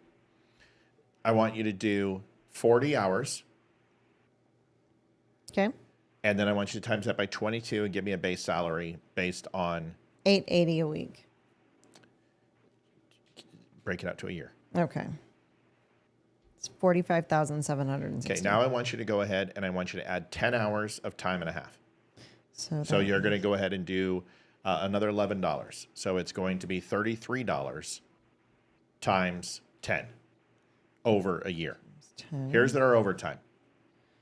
Times 50. See, it's not the base. See, you consider 17,160. Add that to what you just said. 45,000 plus 17,460. Now what do you get? 62,920. Now you're at 62,90. Now I want you to do at least 5. You're gonna say 45 days of double time because you're gonna be working holiday time, and that's gonna be Black Friday through essentially New Year's, and then which is double time. Which is double time. So you're gonna get 45 days of double time, which is going to give you. So 45 times 8, that's 360 hours times 44, right? Yeah. Yep. It's another almost 16,000. Okay. What's the total? And this is why I told you the price. Go ahead. 78,760. Like I said, exactly spot on what I said. The average is $78,000 a year, high $150,000 a year because they're senior drivers too. They're supervisors. There's people in bigger cities. There's people who are working in San Francisco who do not make $22 an hour. They make $45 an hour. So I know how this works, folks. I know how this works because I've run 3 Fortune 15 companies in 7 different states. So I got no reason to bullshit you. I know what Amazon makes. I know what Apple makes. I know what ABC. I know what NBC, Comcast, and Xfinity employees make. I can tell you what Bath and Body Works people make. Victoria's Secret people make. Best Buy, Ultimate Electronics when it was in town. This isn't hard. Delivery drivers make very good money because they get overtime, and they get time and a half. And if they work over 8 hours a day, they get overtime. If they work over 12 hours a day, they get time and a half, they get double time. So, and it's not just 40 hours a week. Like some companies, it's you have to work 40 hours a week to get OT. It's 8 hours in a day. Right. You drive a truck. So I'm not trying to be disrespectful to the gentleman from Oregon. Mad respect. I know where you're coming from, Mike, but that number is very deceiving, right? $20 an hour. Like Geniuses and Apple, okay, on average make $22 an hour. But I know guys in San Francisco, they're making $76 an hour as Geniuses at Apple. $76 an hour. Is healthcare included, paid at 100% in that total? No. Yeah. No, and either is FICA and taxes and everything else, but that doesn't matter. No, it depends on the company too, right? No, you don't get free healthcare at Amazon. No. and you don't get free health care at Apple. You get an amazing health care plan. It's about $250 to $320 for a family of 4. If it's by yourself, you can get health care for like $96. So stinking cheap compared to what I was paying for when I worked. But yep. So there are still little perks that still go along with a lot of whatever that also, as they factor in for a lot of the rest of us, the military people going, well, you got free housing, you get free whatever. Well, it's not really free. You're still paying for a certain amount of money to whatever, but they make it out as a benefit in the media. Like, it's not a benefit. Yeah. It's not. We pay, like, so, yeah. So, yeah, I'm pissed I'm gonna at the show unions, and I'm pissed at the postals, and this Amazon shit is like, really, seriously, unions have to go. Their time is done. They do. Yes, they got rid of the slave labor and the child whatever. Unions' times are done, but these people are so powerful, and it's just, I don't know what. Well, it's gonna impact our stuff's already delayed that was supposed to be here on time, and now it's gonna be here Christmas Eve. No, I know. Yeah, and we're affected because this is our area, and woe is us, But anyone who goes on strike during the busiest travel day of the year, or anybody who goes on strike during Christmas, fuck you. You know what? I hope you don't get it. Stay on strike forever. If I was the CEO, I'd fire every one of them. I would fire every one of them, and I would go and say, who wants a job? Because there's no way. Well, we're looking at it here because Canada Post went on strike at the end of November, thinking that they're going to penalize and they're going to get all the shit that they wanted, which was garbage and like whatever, and they were going to punish, Canada, whatever. I'm like, this is your busiest time of the season. Do you not understand? Christmas is the only thing that keeps Canada Post half viable, and you just pissed off 99.9% of the fucking Canadian population. Yeah, well, Canada's got its own problems right now. It's got a lot of. And these people on the picket line, in fact, there's still 2 in Vancouver, Canada Post outlets that are still going, well, we're still not going to go back to work even though we've been ordered back. And we're like, you guys are all fucking morons. Like, do you just not understand what you just did to yourself? The Canadians, never mind anybody else, are like, you have cussed you more guys times. All go to hell. All right. And then all right, Mel, we got it. Mel, you've cussed more times than I have in this entire show in 2 weeks. I know. She's got a lot to make up. She's gone for 2 weeks. How are you feeling? I couldn't send Christmas cards to any of you guys or anything to you. Like, love you. Yeah. So did you get your present? Did you get your present from us from Amazon? Good luck getting it. Well, it's you know what's funny? I did, and that was necessary. But yeah, thank you. Well, we love you. Listen, it's a little something that we can do. It's no. We're not rolling in the dough. You guys help us, and we got to try. Listen, it's the thought and the love that we try to give to everybody. We want to spread it around. We don't want anyone. We haven't really done anything for 3 Christmases because we haven't had the finances. So it's been a good year, and we're trying. And we love you, and we thank you, and you're a big part of it, Mel. So thanks for calling us. No, but all of us would have just appreciated a virtual Christmas card, and I'm thinking that would have been just as good too. So, but I love you guys dearly, and yes. Go buy yourself something nice. Go buy yourself a swear jar. No, I'll probably send you guys something from my Amazon gift card. So it's all good. That's what I'm talking about. You just need to get your butt down here, get your visa, and come hang out with us for a little bit. Yes. I already have, I can travel anywhere because I have 10 years on my passport, so I can go anywhere. But yeah, we just need to get a dummies reunion or whatever, something. That'd be fun. So we can all face time. So maybe that's something for the new year you can think about, and we can find a venue or somewhere close to where everybody is, and give everybody ample opportunity and meet face to face, because I think that would be epic. Let's do it. Take him to the diner. All right. I got to go. I love you. You're the best, Bye, Mel. Mel. Thanks, Cheers, sis. love you. All right. Merry bye. Christmas. Merry Christmas. Merry Christmas to you. Bye-bye. That's Mel Lowe. She's awesome. And I always love when she calls. Here's a quick video to wrap this up, and then we're going to go ahead and do a couple of other quick things, and then we're going to get out of here on time and go watch the football game with my son. Here is the New York PD splitting the picket line. They said, fucking get out of the way and let these trucks through. Because remember, it's not everybody. These unions are split. Some of these are only like 40% unionized, not the entire area, because a lot of people didn't want to go. So they have partial union representation. So there's workers trying to work, and they're blocking them. They're blocking them. You know what? Fucking run over them. Here, watch this.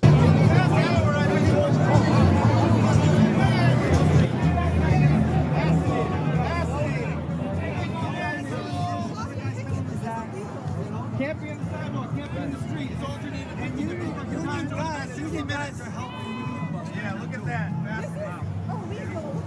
I hope when you collect the pension, you make your benefits and everything. Yeah, don't worry, bro.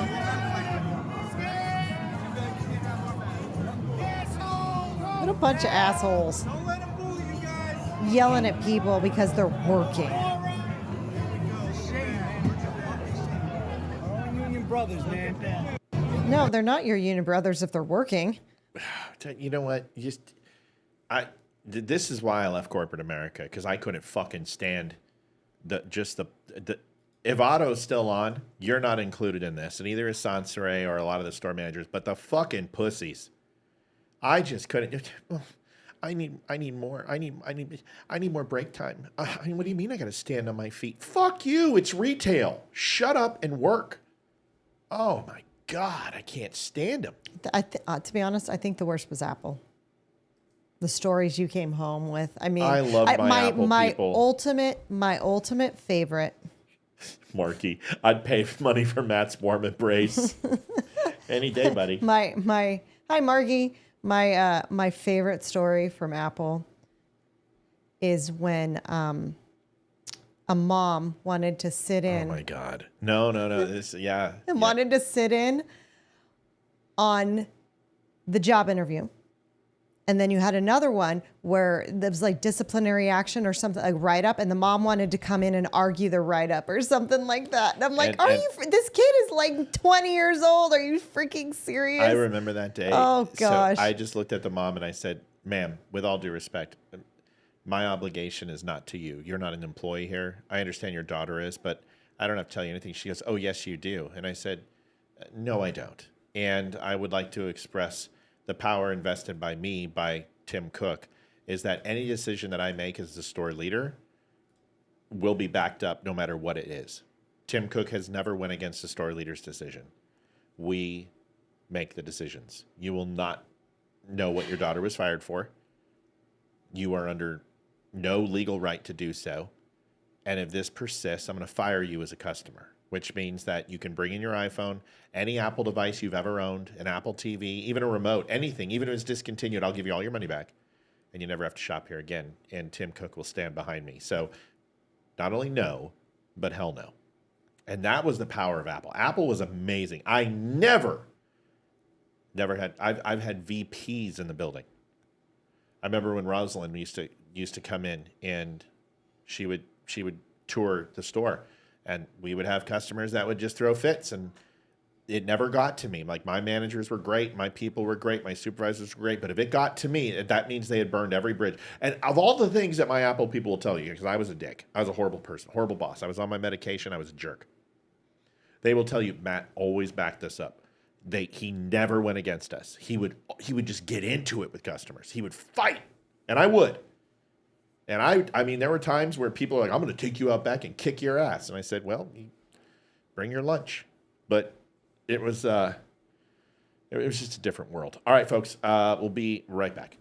The DUM store is veteran-owned with a 5-star diamond rating for service and satisfaction. We offer quality products like coffee, shirts, hoodies, and hats, all made by veterans. Shop with confidence, backed by hundreds of 5-star reviews. Use code DUM10 to save 10%. Visit thedumshow.com today. Commercial? Really? Thank you for your support. During my commercial, You found the need to call right during my commercial. Hi, who's calling? It's Marky. Hey, Nice, Mark. Marky. Right, my commercial. Really good, Mark. Fuck's sakes, Perfect Marky. timing. Fuck's sakes, man. What's going on, buddy? How are you? Good, man. I just wanted to call and, tell you that I feel like you're doing an amazing job. And I haven't been able to watch that much because work's been busy. But every time I get the chance to tune in, it's always good seeing you doing your thing. How's work going? What are you guys working on right now? I'm a producer at PUBG Seattle, so I work on PUBG. Oh, so you're just doing PUBG? I didn't know if there was anything new in the pipe or anything, expansion or anything fun. I don't know. I just was asking. Oh, there's NDA stuff, so I can't talk about a whole lot. Oh, fuck you! There's kind of stuff that we're doing. Come on, man. So you're in Oregon? Seattle. Oh, you're in Seattle. Okay, Washington. Seattle. So do you still do your name with 2 Ks or 1 K? 1K. Well, I mean, my gamer tag is with 2 Ks. I know. That's why I was asking. Do you do it with 1 K? I mean, do you want it? I'm just trying to put your name up on screen. I want to make sure you got it. So I have a question. Sure. I have a question, Marky. It's really funny. Every time we sit down to play a game, your name pops up that you just popped up online to play a game. Just every single time. I'm like, how is he always online when we're playing a game? He's resetting zones. He's farming shit, right? And you're resetting the PS5. Yep. What are you doing? Yep. He's farming. Yep. He's farming. He's achievement Yeah. farming. I did the same thing. So, have you played? Have you got to play Path of Exile yet? I haven't. It's on my list. Dude. I've been doing a lot of this stuff for like GTA Online. I've been playing DayZ a lot. Yeah. And obviously PUBG. And then I just started playing Stalker 2. Stalker 2 is good. Diablo. It makes Diablo look like Mickey Mouse. Path to Exile is freaking unreal. I would agree with that. We had cracked it 2 nights ago, and dude, we are so in love with it. It's so good. Yeah, the first one, I love the first one. It kind of ruined Diablo for me. So I'm excited to dive into the second one for sure. Yeah, Diablo shit. I mean, it really is. It's so broken. I got so bored with it. So after 3 seasons, I was like, okay, I'm done. I don't want to do this anymore. Anyway, Path to Exile is awesome. Hey, Merry freaking Christmas, dude. I'm glad you're doing well. Did you get your box and your hat and all your stuff? I did, man. I wear my hat all the time. I still wear that hoodie all the time. Kelly kind of stole it from me, so my wife wears it all the time now. But yeah, man, great quality stuff. Like my dad and my father-in-law loved the documents, cool box sets, and then my daughter just started walking around and speaking gibberish and saying words now. So life is pretty good, other than the economy stuff, How old is she now? She is a year and 3 months. And just started talking gibberish? No, she's been doing the gibberish thing, but now she's actually sounding out words and stuff. Uh-oh. It's a girl. Once she starts talking, she will never shut up. I'll have to send you guys a couple of videos because when she waddles around, it's just the epitome of attitude walking. Oh, I would love to see it. I love it. I would too. Love to see it. But cool, guys. I won't hold you up. I'll let you, do your commercial now and stuff. So I just wanted to call in and say hi and wish you guys a happy holidays. And I've been seeing the Facebook posts of Hayden and stuff. So yeah. All right, Bubba. Merry Tell Christmas. Kelly hi. Give the kids a hug. We love you guys. Appreciate you. Merry Christmas. See you, buddy. Merry Christmas. Oh man, probably one of my favorite people on the planet, Mark. I always like when people call in. Where'd you throw my chapstick? I don't know. I didn't want that. Well, you could have just put it on. We're done in the 2 desk. minutes. It's gonna be fine. Nice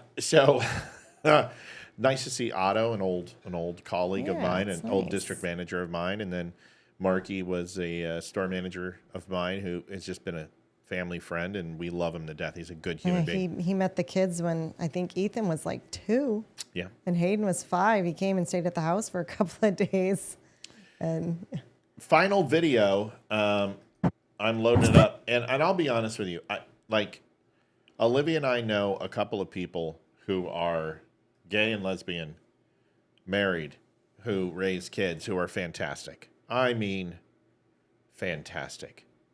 And I would never, I mean, they have male figures in their life to influence them, two lesbians who bring specific male figures from their family in to influence the kids and make sure they have that support. Just amazing. And loving a child is not exclusive just to straight parents. I'm sorry.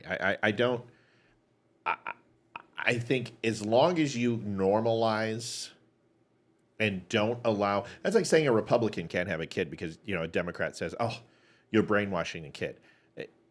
There are plenty of people who are homosexuals whose kids are straight as straight can be. This shit bothers me. How uncomfortable to take a walk in those shoes. Yeah, and the first time I saw it, I'm like, oh my God, is that a child? And it's a dog. And I'm like, okay, that's totally different. But I still feel a little worried for the dog. Watch this, and I just want to get your impression. Sass in that walk.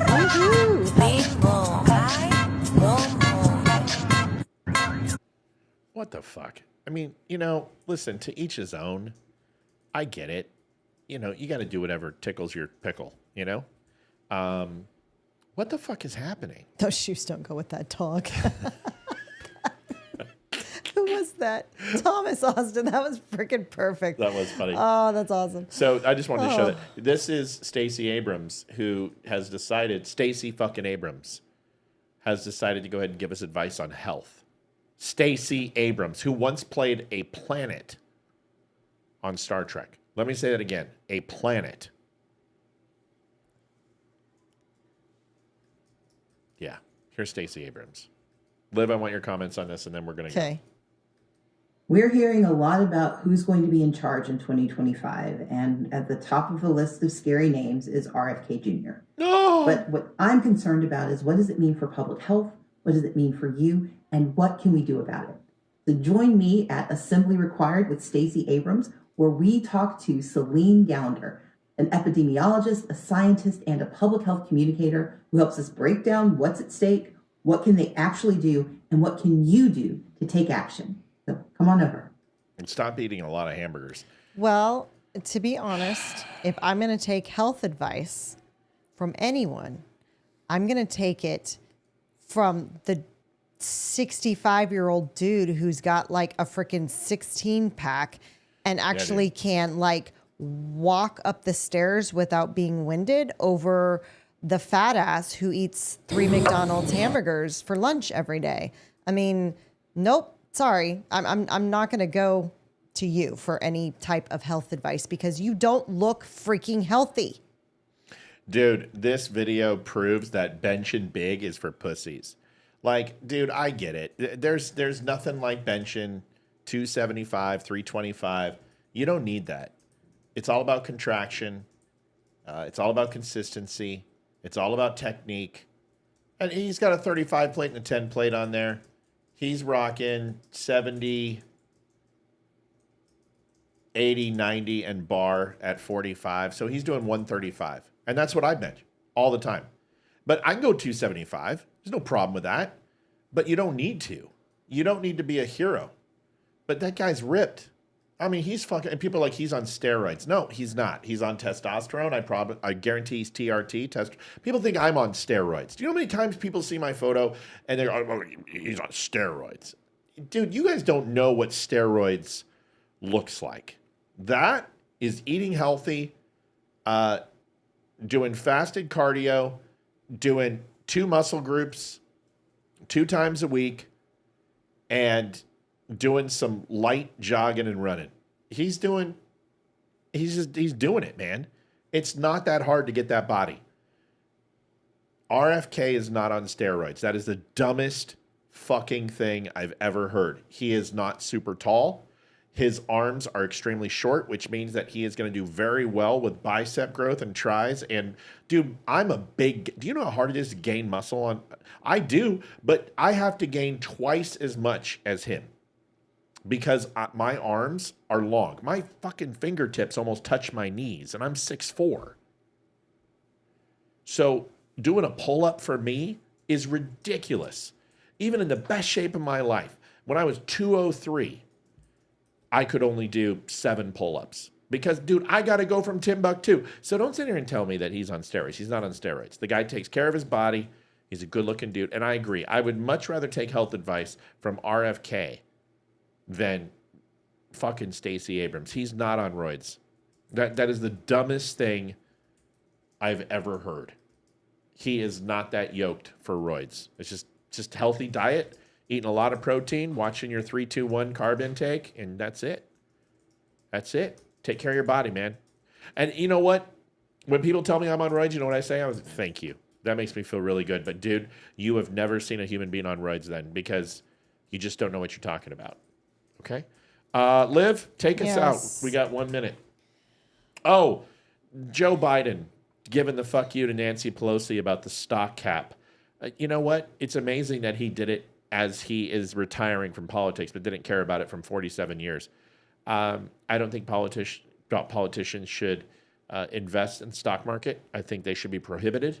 But I also think political action committees, special interest groups, and super PACs shouldn't exist also. But who am I? I mean, what do I think money has destroyed Washington, D.C. I think the first thing that they should do is move the U.S. Treasury to Denver, Colorado, and make it physically the hardest and furthest from any other point in America, and stick Washington, D.C. where it's at, and take the Department of Treasury completely out of D.C. and make it a separate entity.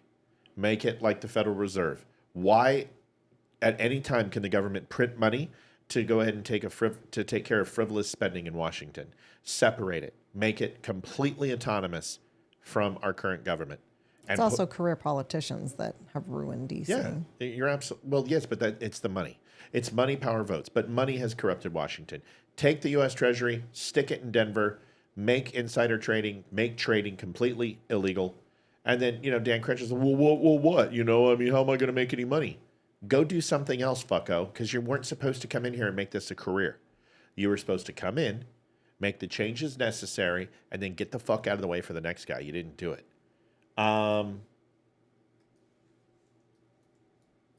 Liv, do you have your 1 minute? Sure. Just want to say thank you to everyone. Tomorrow, Mike will be on, and Amy is coming on with her friend Ronnie to go over the feeding the Leos at the inauguration.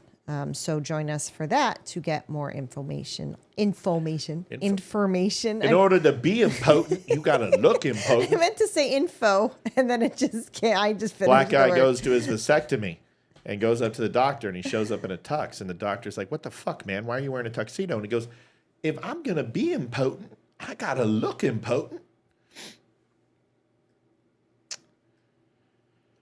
Natural and steroids, folks. That's what it looks like. Totally different. Yep. And honestly, the one on the right is still a little much. The one on the right is still feasible. Chris Evans is not on steroids. He's on a healthy diet. He's on a 5,000 to 6,000 calorie diet a day, and he's burning 1,300 calories to 1,500, and he's pushing 120,000 pounds 3 times a day in workouts. That's it. And if you don't believe it, I'm living proof, baby. It's not hard. And I haven't looked that good. But I'm doing the work. I'm drinking milk. We'll see. All right, everybody. We'll see it. I was going to say something else. You interrupted with your lousy joke and didn't let me finish my minute. Jesus. Go ahead. Also, a couple people have asked. Next week, we will be on Monday for full show, Thursday and Friday for full shows. And we'll be on for a very short period of time just for the annual reading of 'Twas the Night Before Christmas on Tuesday. And that's it. What? People have asked when we're on next week. Wait, what? What, did you say we're off Wednesday? Yes. I said we're on for a full show Monday, Thursday, and Friday. And wait. What about two? Oh, yeah. Then, Tuesday is a very short time. Do you understand why didn't you just say that? Full day? No, you didn't. You said we're on Monday, Tuesday, and Thursday. And then why didn't you just say we're on I said Monday, Thursday, and Friday for a full show. And then on Tuesday, we'll be on for a very short time. Why did you skip Tuesday? Why didn't you just put Tuesday right after Monday? Because Tuesday isn't a full show. Because Tuesday's the reading. You went out of chronological order, which is more confusing. No, it's not. Everyone else is confused. They're not going to say, shut up. Nobody say anything. You are the only one that is confused. Because if I say we're on Monday for a full show, Tuesday, and then Thursday and Friday for a full show, people are going to think we're on for a full show on Tuesday. No, you say Monday's a full show. Tuesday is going to be just a Christmas reading right before Christmas Eve and right before Christmas. We're going to be off for Christmas, but we'll be back Thursday and Friday for full shows. That's too many words. Just say full shows. You Monday, just Thursday, said and like Friday. 175. It's because I had to explain myself to you because you don't understand. You don't have to explain it to everyone else is confused too. Look at everybody. Olivia, you're full of shit. Olivia, you're full of shit. Olivia, you're wrong. Olivia, you should shut up, Olivia. Mike Lynch says. Mike, I think you're uninvited on Friday. Oh yeah. Amy said I get it. That's because Amy is a lesbian. So. Amy Bordeaux. Oh, maybe not. Okay. Sorry, Amy. I didn't know.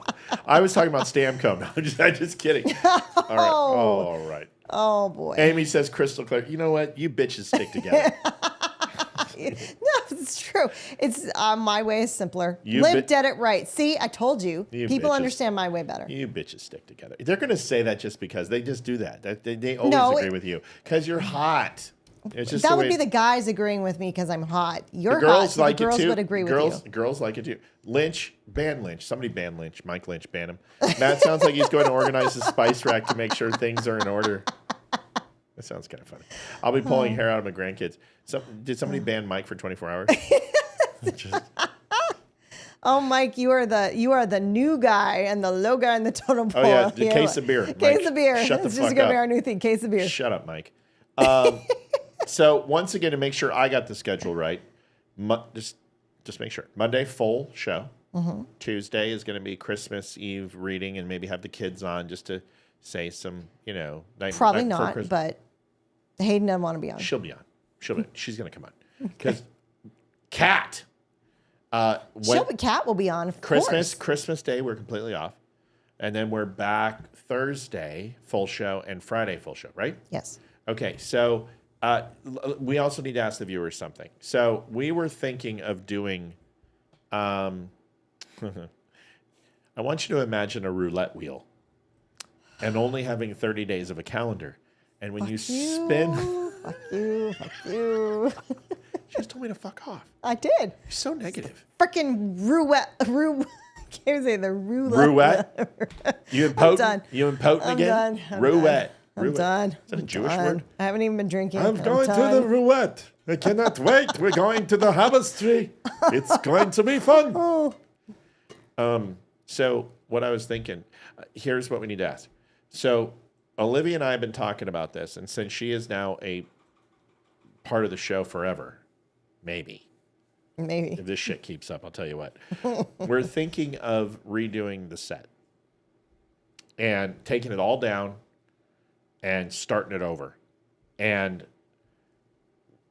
still have the feel that it has now, but we want to do darker backdrop on the wall, zoom out a little bit, maybe do her and I on the same table, and have a two-person side-by-side view so you can see us talking, but then also have individual cameras like you're seeing now. I want to get you guys' thought. Do you think we need to redo the set? It's been 2 years, Liv? 3 years since we've redone the set. We love the set. We like where it's at. I mean, you can see, it still looks really good. But I thought Olivia could have a little more room. We could make Olivia's backdrop a little bit better.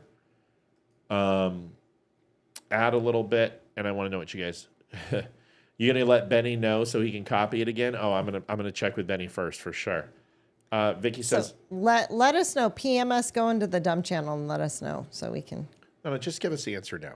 Just tell me now. What do you think? No redo. I love the set. 2-person side by side for sure.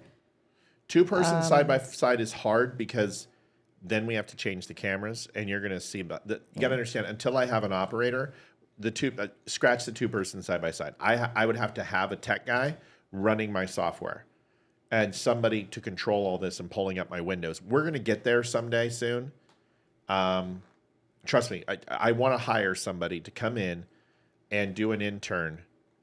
I like the current set. No, whatever you do to the set, Benny will copy it. All right, we're just going to leave it the same. Maybe what we do is, I think what we're going to do is we're going to take down the paneling and probably do a dark gray paint and add a little bit of light, but we're not going to go crazy. Then we'll keep it where it's at. Shirley, whatever's comfortable for Olivia. Looking like a true woman. She's not going to do anything. All right, so how about this? How about I want to do Olivia's. Like my set looks great. Like behind me, it looks great because I've built it for 4 years, but I don't like Olivia's. I think it looks like she's in the corner. So I'm gonna do this. How about this? How about I give Olivia and we invest in her area and make her place look banging? How does that sound? As long as we can still see Yenny. Yeah. Okay, I got it. That's what it was.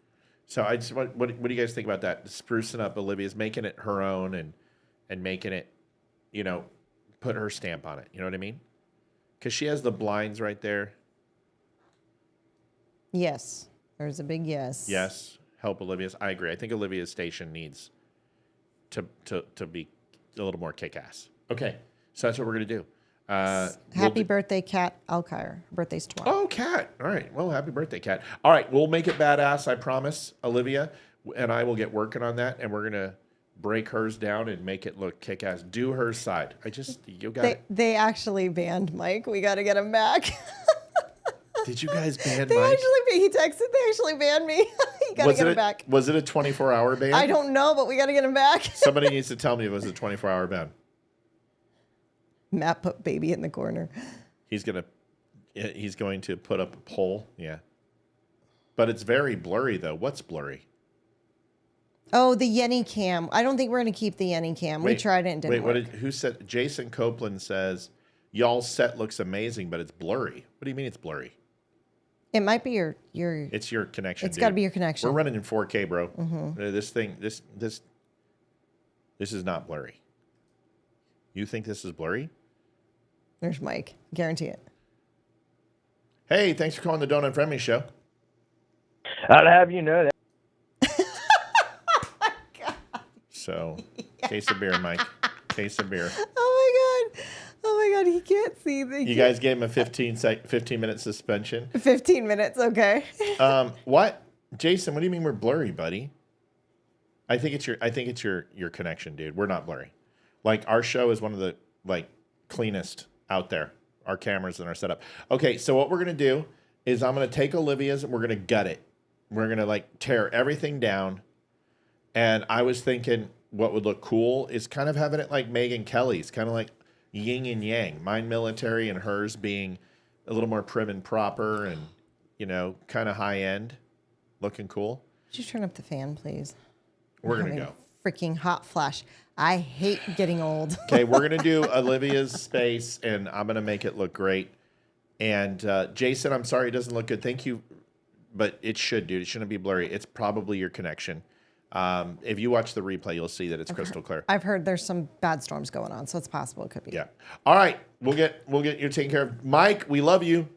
I hope he's okay. Is he okay? I don't know. I texted Matt him. is so mean. What the fuck? I'm not mean. I'm a nice He thinks it's freaking hilarious. He goes, "This is hilarious." Tell him case of beer. Tell him case of beer. Damn you all, he says. Yeah, he's all right.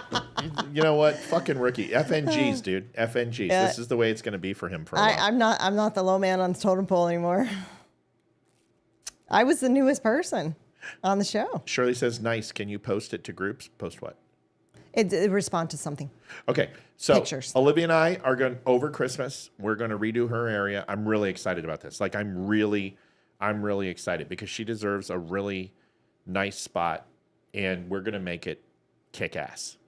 Okay, honey? Okay. Are we going to move me forward so there's more space between me and the wall? Yep. And what I'm probably going to do is take my set and shift it over a little bit because we've got room, and I'll move the humidifier. We're going to rearrange a little bit, and we're going to make it banging. We'll leave mine the way it is. It looks good, and we're gonna make yours look good. Okay. Yeah, no shit, Paul. No, I'm going to fucking make her do it. What the fuck? Who do you guys think I am? God, you guys fucking are just so mean to me. Of course it's going to be hers. Let her do it. Okay. Do it all yourself, Liv. You get to go ahead and mold the paneling. You get to cut it. You get to fucking... Guess what? It's going to look exactly like this next time we come on the show. I'm not doing it by myself. Yeah, you just... What we should do is just go and get what you want to do, and then we'll put it up, and we'll make it look good. And then, you know... and then... when just don't unplug anything. when you give me...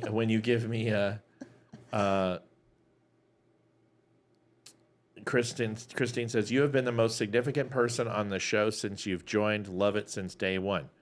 I was always behind the scenes, but thank you, Christine. You have been the most significant I said person. I said I was the low guy in the totem pole because I was the newest. I said Mike's the low guy in the totem pole. He's the FNG now. I'm not. Listen, as long as I get sex, you're the greatest. Yeah, I've always been behind the scenes, and I just didn't. It took Matt a long time to convince me to come on. Because I didn't want to. Yeah, I made her do it, Paul. I made her do it. I forced her. I'm like, bitch. No, actually, I was like, I don't want to be on camera. And then I kind of got hooked. And I was like, okay, I'll come on camera. Because she kept staring at herself. And she's like, oh, look at me. Nothing to do with it. Yes, it was. You were all like, oh, my God, I really like this angle. Can you make me a little this? And, oh, really? Can you make soft? Okay, I like that. Put that on there right there. That looks good. You don't need to fix the camera to make me look good. I already look good. See? Yeah. I'm the one. All right, everybody. I know you are, Paul. We're just teasing too. All right, we're going to hang up her hockey idol. My hockey idol's already hung up right behind me. See? Loretta, that's Patrick Waugh. You see it? That is Patrick Waugh, and that is a personalized autograph to me. Yeah, who got that's that why for it's you? hung. That would be you for my birthday. I meet my hero, and I make sure you get the autograph. Because it was my birthday. That's how much you love me. Can you guys believe that shit? I meet Patrick fucking Waugh. I meet Patrick Waugh, and I get my girlfriend a signed autograph. Yeah, poster. it was girlfriend at the time, wasn't it? I got we were not married yet. Our little banter is cute. It's not going to be banter in about an hour and a half. I'll tell you that much. Good night, everybody. Thanks for watching the Donut Friendly Show. We'll see you tomorrow, Friday. Mike's in the house if he brings beer, and Olivia, myself, and Amy will be here, and we have a special guest who will be talking about the inauguration of Donald Trump and the police officers she is working to feed during that. It should be a fun one. Stop on by. We'll see you. Thank you for your donations. Thanks for taking care of us. We'll see you tomorrow. Good night. Night, y'all. Adjusting transmitter output.